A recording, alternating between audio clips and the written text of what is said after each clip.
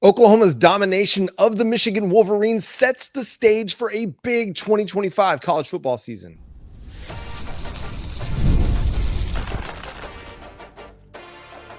You are Locked On Sooners, your daily podcast on the Oklahoma Sooners. Part of the Locked On Podcast Network, your team every day. What's up, Sooner Nation? Welcome to Locked On Sooners, and thank you for making Locked On Sooners your first listen every single day. Shout out to all the everydayers out there. Tune in and subscribe to the show wherever you get your podcasts. We're part of the Locked On Podcast Network, your team every day. Today's episode is brought to you by Game Time. Download the Game Time app, create an account, and use code LOCKEDONCollege for $20 off your first purchase over at Game Time. He's Jay Smith of Unfair Sports. Go check out his channel, talking more Oklahoma Sooners and college football content for you over there. I'm John Williams. You can read my work covering the Sooners over at SoonersWire.com.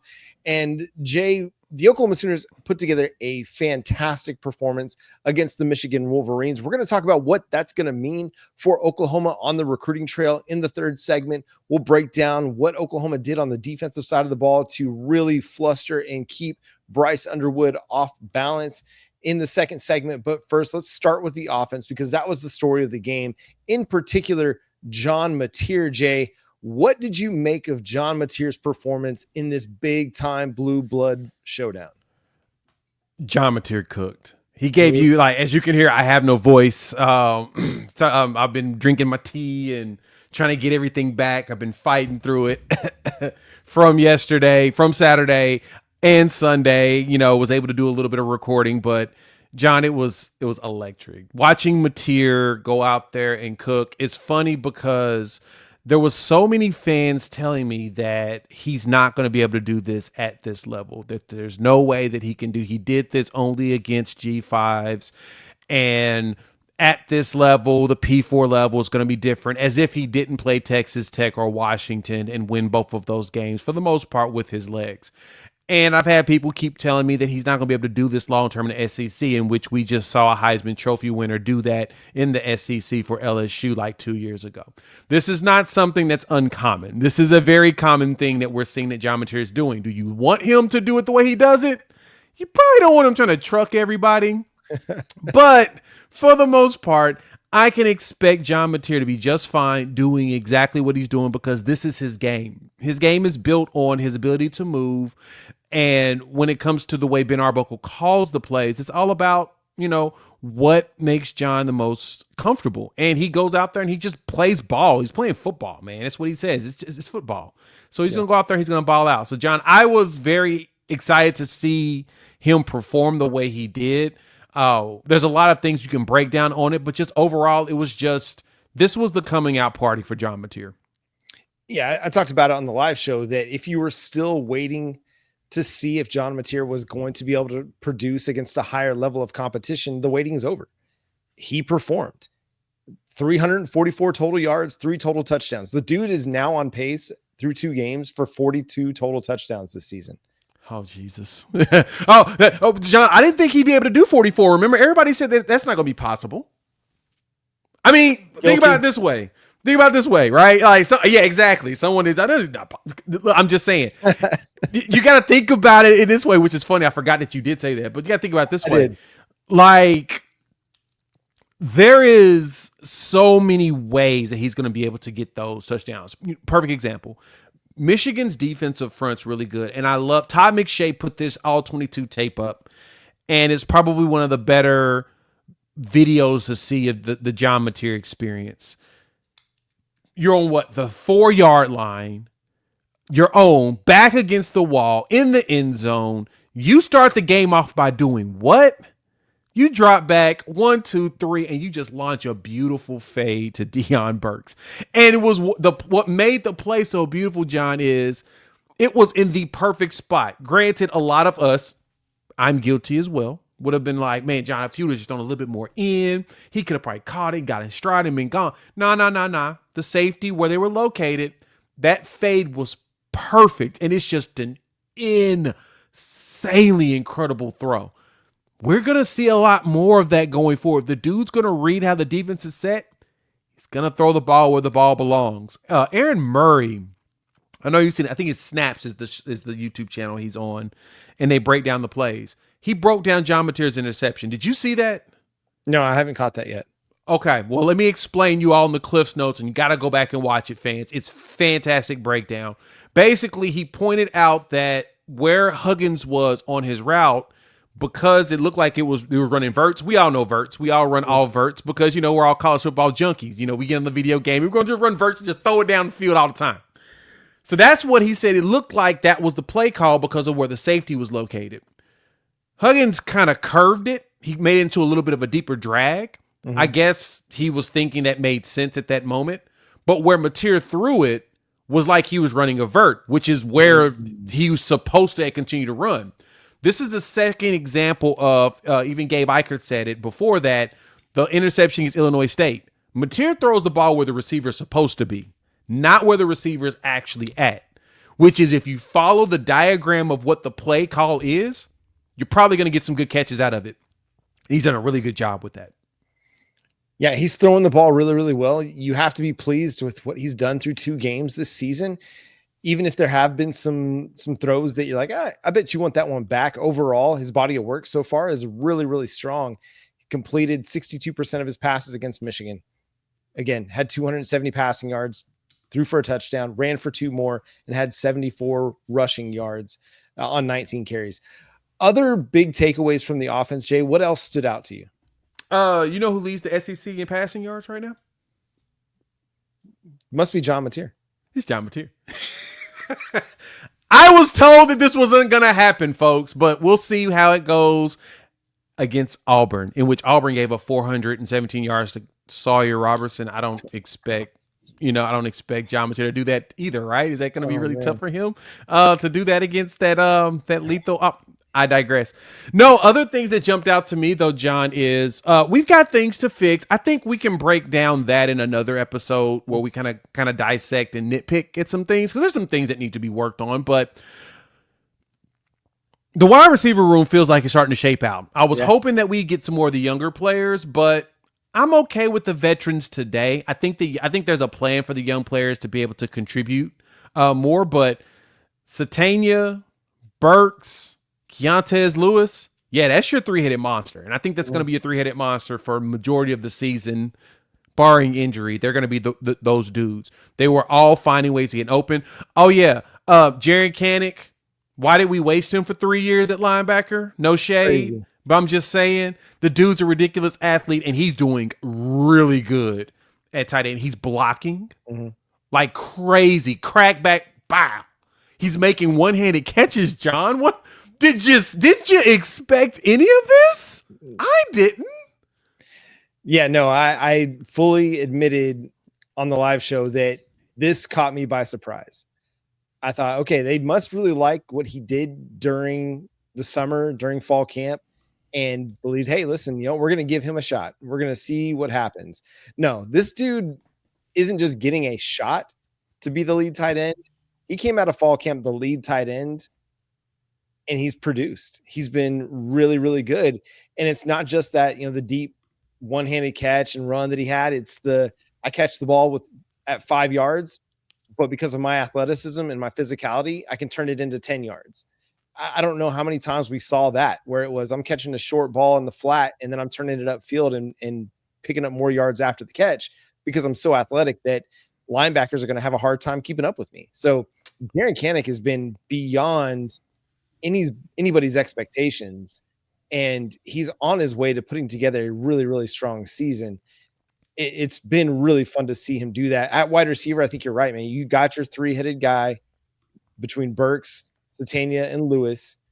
I would have liked to see them target Lewis a little bit more in this game because he's a good possession receiver, but of course Michigan may have slowed some of that down.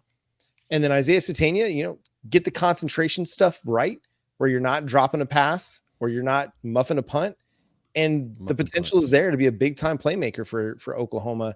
Didn't even really get into the offensive line. And we'll have to talk about that on Tuesday's show because there's a lot to break down with what the offensive line did. They earned the game ball from Coach Brent Venables in large part to an 8.5 minute drive in the fourth quarter, Jay.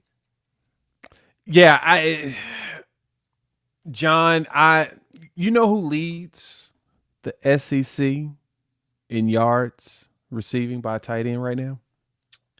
It'd have to be Jaren Kanak. There you go. Who's number 2 in the country Jaren in all Kanak. of college football? Jaren Kanak. And if he would have caught that trick play, which was a fun play, man, it was just, I don't know who it was. If Jaren was the one that pulled up, or if He should have kept running. Mateer, I think he slowed up, or if it was Mateer, they put a little too much sauce on it. But man, he needed to get downfield a little bit more on that throw. I think he was waiting to see how the play was going to develop, and that's just inexperience, I think. Anyway, we'll break more of that down and the offensive line down on Tuesday's show. Again, we'll talk more about what things went right, what went wrong, as we continue to break down Oklahoma's win over Michigan. But what went right, the defense continues to go right for the Oklahoma Sooners.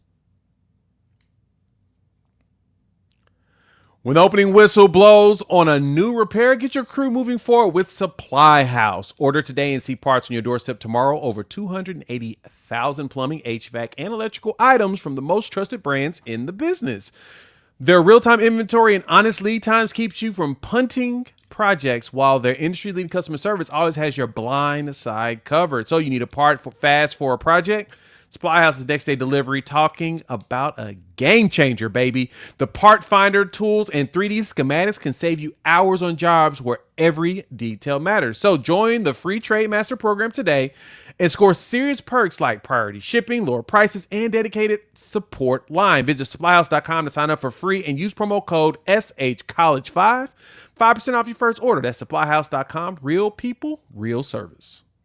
And today's episode is also brought to you by our friends over at Game Time. College football is back, and we couldn't be more excited. The tailgates, the rivalries, the energy in the stands, there's just nothing like it. But let's be real, actually getting tickets can feel like more of a battle than the game itself. Endless queues, hidden fees, prices jumping at checkout, and that's why I use Game Time, the app that gives the advantage back to the fans. It's the easiest way to score last-minute tickets at the best prices with no surprise fees. What you see is what you pay. I pulled up the Game Time app, and I'm looking for, if you want to make the trip up to Philadelphia to go see Oklahoma play Temple, there's a lot of great seats available. I'm seeing tickets as low as $76, $67 in the lower bowl. Man, if I didn't have soccer going on this Saturday with the kids, I might be making that trip. If you're able to make the trip, you got to go check out Game Time and see what tickets they've got available for you. It's the fastest and the easiest way to buy college football tickets. So take the guesswork out of buying college football tickets with Game Time. Download the Game Time app, create an account, and use code LOCKEDONCollege for $20 off your first purchase. Terms apply. Again, that's promo code LOCKEDONCOLLEGE for $20 off. Swipe, tap, ticket. Go download Game Time today. And again, thanks for making Locked On Sooners your first listen every single day. Shout out to all the everydayers out there. Tune in and subscribe to the show wherever you get your podcasts. We're part of the Locked On Podcast Network, your team every day. Jay, what stood out to you about this Oklahoma Sooners defense? First off, the crowd was fantastic. Yep. Because when Kendall Daniels leveled that boy, oh mama. The audible gasp and ooh, you felt the vibration in the stadium from that. Plus, Michigan fans were really raving about the light show and all the stuff that we do in that. Shout out to Gerald McCoy and on the video board talking about how they have the big house, but we have the palace. It was fantastic. It was a great video setup, but the defense itself was nails, John. They gave us everything that we asked for and more. We talk about why we still have belief in Brent Venables and just the fact that we're showing that we have one of, if not the best defensive line in the country. We definitely have one of in the country, and it's showing it week after week, causing problems. Mm-hmm. Yeah, we are proving to everybody, now Oklahoma's going to be an issue for you all for this season at minimum, if not going into next, because a lot of these players are coming back. We've got them for at least one more year, John. So, yeah, we're going to be terrorizing you in the trenches for a bit, and that's exactly what you saw out of this defensive line. In the linebacker room, too, got to say, I'm impressed with how some of the rotations. We had a 4-man rotation consistently. Looked good. Yeah, the Oklahoma four-man rotation at linebacker with Kip Lewis, Kobe McKenzie, Samuel Masigo, and then the star of the game, maybe, and Owen Heineke. I mean, that was He was kind of a awesome star. to see them to go out and have all four of those guys go out there and make plays. Owen Heineke was the highest graded defender on Oklahoma's defense in the win. Like that. Oh. That's pretty impressive, according to Pro Football Focus. That is, Yep. He just had a fantastic game. But Kip made plays, Kobe made plays, and they didn't have to overextend anybody. I mean, you look at the snap counts, and Kobe and Kip each played 36, and then Owen Heineke played 23 snaps, and Samuel Masigo played 16. So, like, they had a really good snap distribution out of the 59 snaps. The only two players that played all 59 were Corland Guillory and Peyton Bowen. So they were rotating a lot of bodies, and what they did at linebacker, it was really exciting to see, because I think we were excited about Kobe and Kip, and Sammy, but we weren't sure just what that linebacker depth was going to look like. Owen Heineke stepping up and showing out in a big game like this. I guess those Ohio boys really do not like Michigan, whether they're playing for Ohio State or not. They really don't like Michigan. They really hate their guts. And I mean, even into that point, just the fact that Brent Venables has a rotation of 4 linebackers like that, and they trust them to play, and they make them get out there, because, I mean, that was the thing to me, how you saw, like for Kobe McKenzie, how I was prepared for him in this season is you saw him come in for Danny Stutzman, and he took some pretty important snaps. And so you're like, okay, you're in some critical moments of the game. What's going on? Oh, okay. You're not only trusted, but you're also gaining the experience needed to prepare yourself for next year. So I think that's kind of like that feeling I have with Owen Heineke as well as Samuel Masigo is you lose Kip and Kobe, who can come back one more year, but if they don't, they're now veteran in that linebacker room. And then, of course, James Nessa is going to come in, and you're going to start to see more, Marcus James, linebacker room kind of grow. But, man, there's a lot of experience happening in there. But Kendall Daniels was probably one of the best pickups we got. That dude leveling people is just absurd. I knew he was a huge human being. There's some still work that needs to be done in depth perception and coverage. But, dog, him at 6'4", 6'5", and just being hard to throw the ball over, unreal. But, John, we got to talk about this secondary, man. Corland Guillory, he may have locked down that other corner spot. He's 8 got targets. Yeah. 8 targets, 1 reception. You've got to start the guy. I don't care when Eli Bowen's back or when Kendall Dolby's back. You've got to keep rolling Corland Guillory out there. He's showed up. He's performed. He's been unafraid of the moment. He's been physical with these bigger receivers. I remember we talked about Donovan McCulley last offseason during the transfer portal window as an Oklahoma wide receiver target. That was somebody that was kind of trending at one point in time, maybe toward Oklahoma, ends up landing with Michigan. That's a playmaker, man. He's a guy that can go out there and make plays. He made a play over Robert Spears Jennings, just kind of unlucky for RSJ. But Corland Guillory was really up to the task, and that made things really difficult on Bryce Underwood. A lot of these, throws that went through a receiver's hands, it's because Guillory was challenging them at the catch point, and they weren't able to make a play. So really excited, man. He's been as advertised. There's a lot of buzz about him coming out of fall camp, and he's lived up to the billing. It's super exciting to see. Yeah, but you're right. That's the best part about this is that the hype that we've heard about some players, Taylor Wine, the hype we were hearing in practice and about him, it's living up to expectation. He looks really good out there at the edge, a combination of him. PJ Adebaware got a lot of snaps. Like, they've been dividing up that defensive line snap number very well. It's like an average of what you're seeing, like 22, 23. It's like they're mixing it up to making sure everybody gets a good amount of snaps. Like, I think PJ had 14, 17, something like 19 that. according to Pro Football Focus. There you go. He had about 19 according to them. So it's just fascinating to see that, we can play 2 deep at the edge. You can play 2, 3 deep on the interior and still be good. Yeah. That's the thing. Like, is once you start digging deep into that bag, you get a little concerned because you're going so far. Nah, man, they're giving you that. But Corland Guillory goes out there at corner.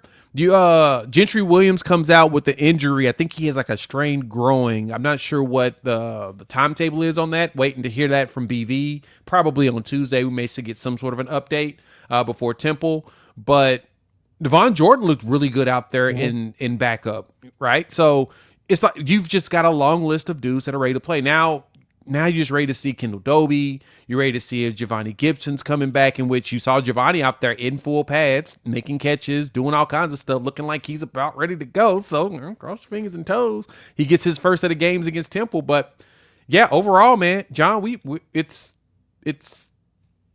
coming. It's coming. Yeah, I mean, the defense is looking really, really good, and I think they can continue to get better. You know, this is a group that hasn't had a lot of sack numbers yet, but they have put on, a lot of pressure. I mean, Bryce Underwood was under pressure 14 times in this game. Grayson Halton had 3 pressures. Jaden Jackson looked really, really good from the interior again. Remember, this is a good Michigan offensive line, and a Michigan offensive line that's characterized by its strength and physicality. And Jaden Gibson basically just threw a guy into the backfield and went and got a half a sack, combining with Samuel Masigo. Like, this defense is proving they're going to be ready and more than capable of playing winning football when they get into SEC play. Yeah, exactly. You into SEC play, man. It's going to be fun. Again, I was told that John Mateer would not do this in SEC play. So we'll see if that happens. I was also told that this defense would not possibly be as good as it was last year. It's okay. We just flipped it. We're going to give you one big run play every game, and then we're going to keep you from running any time else throughout the entire game, which I am totally fine with. If you break off one big one, but we're able to shut you down the rest of the game, run defense has done its job, because then that means you can't pass on us. And so far, ain't nobody been able to pass on us.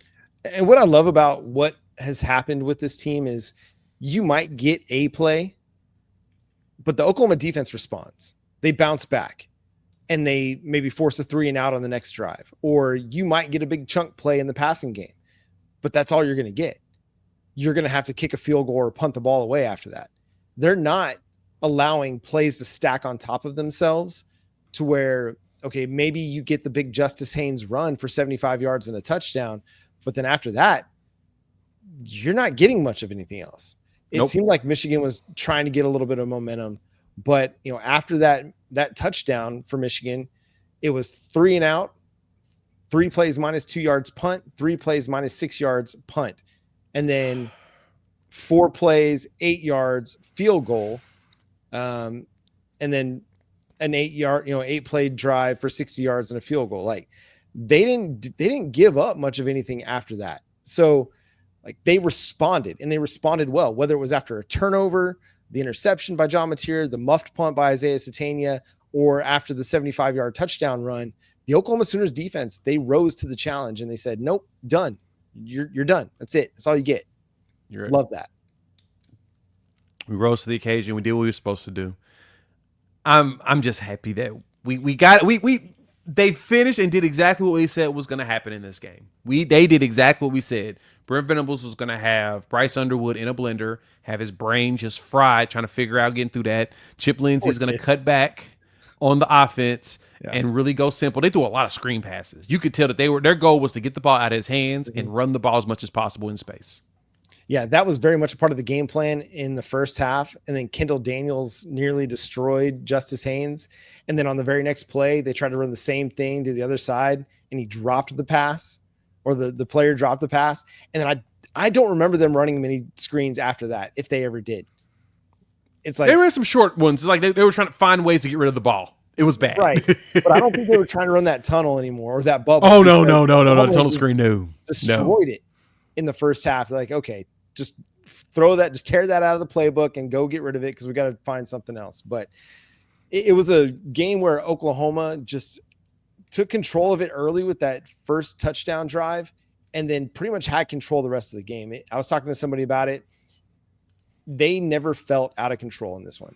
Even when Michigan kind of started getting a few things going, you'd never felt like they were really in the game. And that's, to me, the testament of a good team. How did it impact recruiting? Because Oklahoma had a big recruiting weekend. We'll discuss that coming up next here on Locked On Sooners.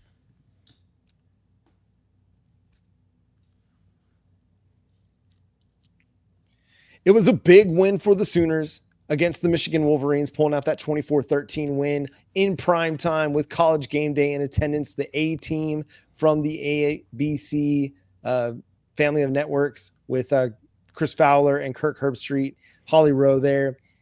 But it was also big in a sense that Oklahoma had more than 140 recruits on campus with families in attendance.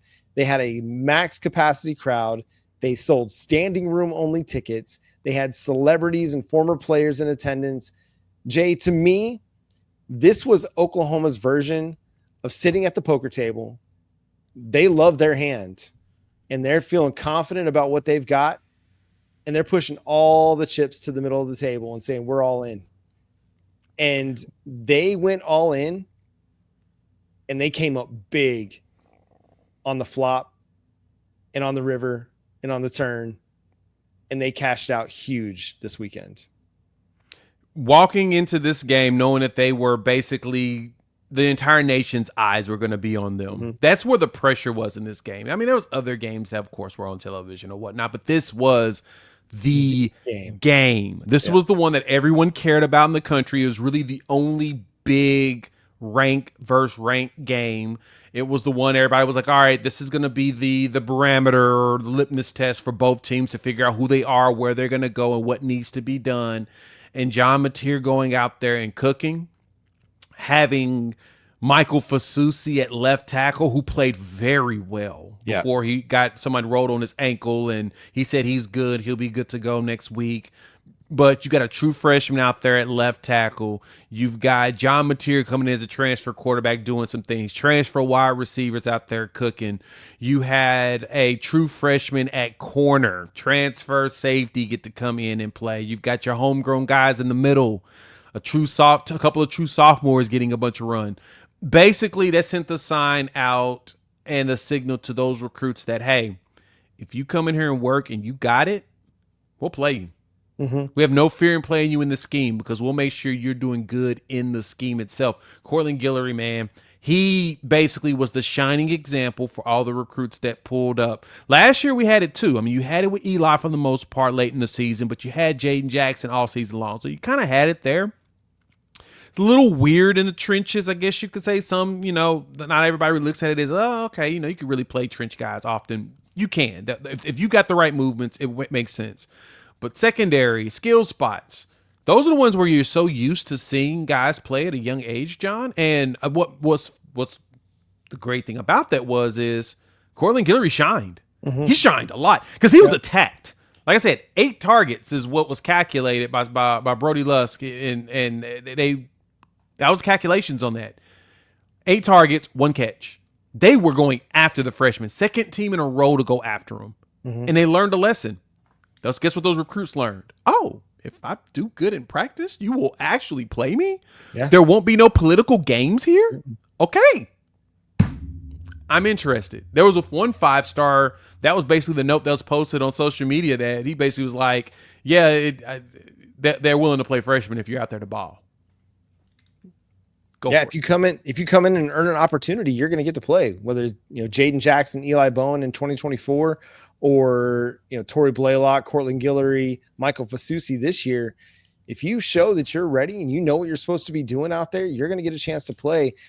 So Jay, with so many prospects in town, like what does a win like this in front of a group like that do for Oklahoma on the recruiting trail, especially given everything and all the narratives that we've heard about this team for the last 9 months? The most important thing for Oklahoma was going out there and proving that, no, we're not regressing. We do have a plan and we're going to get better. And that's what this game did for Oklahoma. Like a lot of recruits, I've seen the notes flying. We're flying up everybody's list. Like a lot of them are trying to step back and still soak it in because they don't want to make that quick emotional reaction and emotional decision because, they were lit. You could see the recruits there. They were having fun. And you could see that they were in their minds like, I could see myself playing under these lights with these fans and doing this kind of stuff because the best part, being in the SEC, you're definitely going to have some marquee games. So you're going to end up on national television no matter what. And Oklahoma's infamous for having what we had this year. We're going to have games on national television against opponents, top tier blue blood opponents from other conferences. So we go to Michigan next year, right? You got Clemson coming down the line. Nebraska's on the list again. You've got all of these names. And so these fans, these recruits are seeing it and saying, yeah, I want to be a part of that. I want to play. I want to be that dude that is in that video leveling the opposing player, or, being Javante Barnes running over a corner. You want that. That's the thing that these recruits are seeing, and a lot of them are taking note of. Okay, I have potential now. Yeah, it's a moment that allows Oklahoma to remind everybody that this is Oklahoma. Welcome to Oklahoma. You're going to get a good product on the field. We're going to have talented players to put around you to help you shine. You're going to be put in a position to succeed and have a lot of success. And given that they're playing so many young players on both sides of the ball, it's one of those things that it should have you excited about the future, because you have Michael Fasusi this year and for up to 3 more years after this year. Torrey Blaylock this year for up to 3 more years. I don't know if those guys will stay for all 4 years or not. Corland Guillory for this year and up to 3 more years after this. So the future is still really, really bright with this team. And you've got veterans that are helping them win now and going to help them win in the future as well. So it's exciting because now Oklahoma has an offense that can actually help them win, and a defense that continues this upward trajectory. And the way that they were playing yesterday, if you are a physical defender and you want to get after people, you want to play in a Brent Venables defense. It's not sit back, we're going to play bend, don't break. No, we're going to attack you, and we're going to take your will every Saturday and not want you to play football anymore. I just get chills thinking about that game, just thinking about the environment and thinking about everything there, John. I just need to close us some recruits for 26, because we had to prove ourselves. The proof was in the pudding. Let's make it happen. Yep. Right now, Oklahoma is being projected for a 2027 wide receiver out of Palisades, California, in Damara DeZone. There it is, DeZone. Yeah. 5'11" wide receiver, Steve Wiltfong, Adam Gorney, and Blair Angelo of Rivals, all projecting him to land with the Oklahoma Sooners. So already paying dividends this big weekend, and it will continue to pay dividends. You had guys that were committed in the 2026 class. A lot of those dudes were in town for this game and doing peer recruiting for 2026 and 2027. And you had some 2027 guys, one in particular that's committed elsewhere, Cooper Hackett, that was in Norman for this game. And who knows what kind of needle moving it did for Oklahoma to go put on a big time performance in this one. Yeah. If Oklahoma continues these wins, the Auburn game to me is the one where you're going to start seeing some players go ahead and make that flip. Yeah. If Oklahoma goes and wins that one, they'll have a chance to go 5-0 into the Red River Showdown.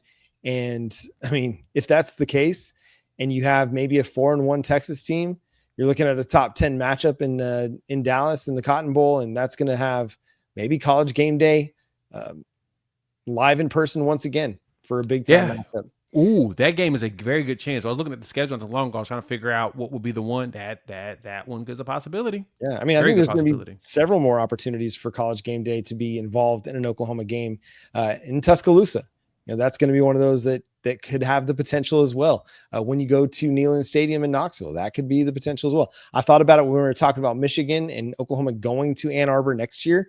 That very well could be a big noon kickoff game between Oklahoma and Michigan over there on Fox. No, we don't want the prime time, but you know that Fox is going to take advantage of the opportunity to put Oklahoma in the big noon kickoff slot. But that's going to do it for today's episode of Locked On Sooners. Thanks so much for tuning in, being a part of the show. Subscribe to the show wherever you get your podcasts. We're free and available on all podcast platforms and on YouTube. So hit the subscribe button, hit the notification bell to let you know when new episodes drop. Follow Jay at Unfair Sports. Go check out his channel, Unfair Sports, over on YouTube. You can follow me at John9Williams and read my work covering the Sooners over at SoonersWire.com. The show is at Locked On Sooners on all of your favorite social media platforms. But until next time, he's Jay Smith. I'm John Williams. We'll talk to you then. Boomer Sooner.